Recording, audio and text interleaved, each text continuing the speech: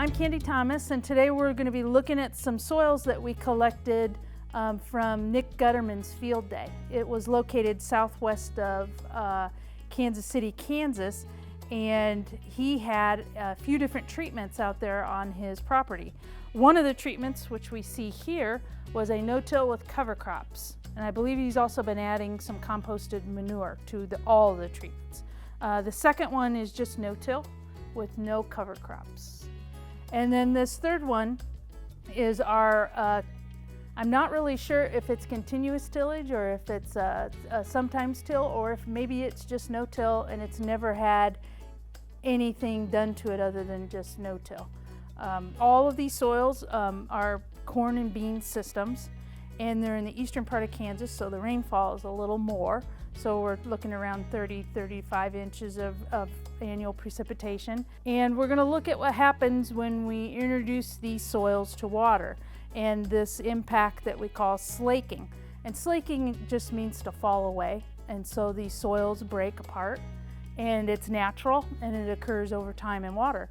But our goal is to try to get the soil biology like we've developed here by using the principles of soil health, which are minimizing disturbance, or even optimizing disturbance if you're not doing any disturbance, physical, chemical, and biological disturbances, keeping the soil covered, adding living roots, and maximizing biodiversity with the different plant root types. And then also we can maximize biodiversity by adding grazing animals, or in the case of Nick, added in composted manure was his way of adding the animal component without having to do fencing and watering and all of the other things that are involved in that.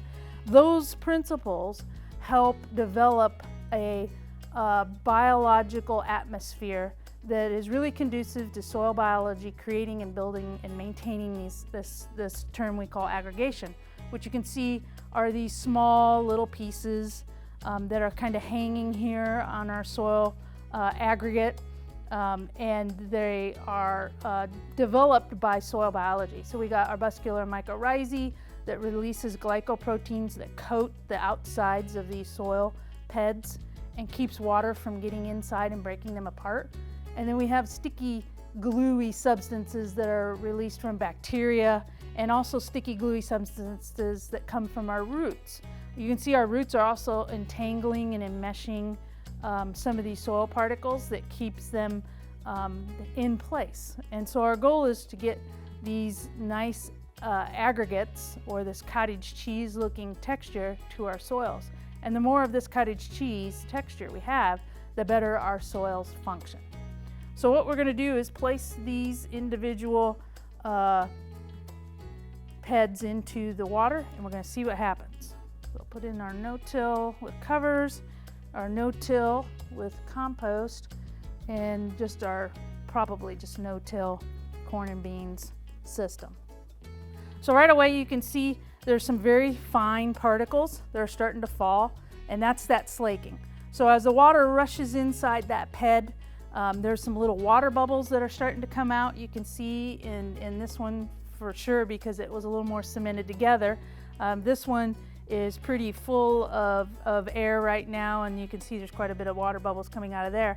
As that water rushes in to replace those air pockets, the water takes the place of those air pockets and forces those soils to push apart.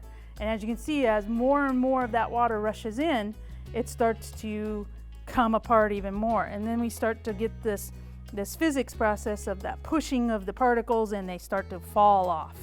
Our goal is to get these large particles to fall off, because when they get to be a little more finer particles, then we're starting to lose some of our soil function with that loss. So we'll just move these a little bit, and as you can see, as these start to fall away, those individual sand, silt, and clay particles become dispersed in that water, and tied to those particles are all of our nutrients.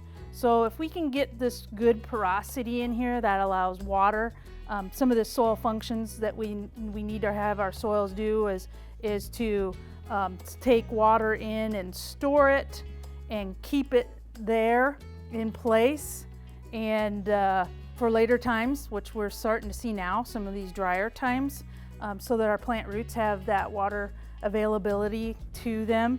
Also, we want to have the capability of doing some nutrient exchange here. So when we have more soil biology, we have more capability of making nutrients available, because all nutrients that we apply to our soils must go through the front end of a microbe and out the back end to be plant available.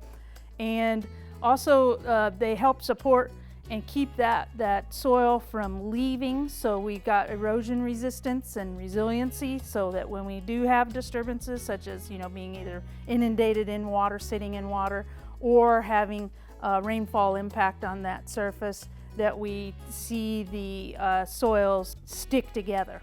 And that's what these aggregates do, is they help them stick together. So we'll give these guys a little jostle again. This one here is almost gone. Not as good as the one here in the center, and we'll see what happens just as these break away a little bit more.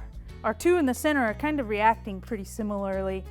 We've lost pretty much almost all of the one on the far right hand side here.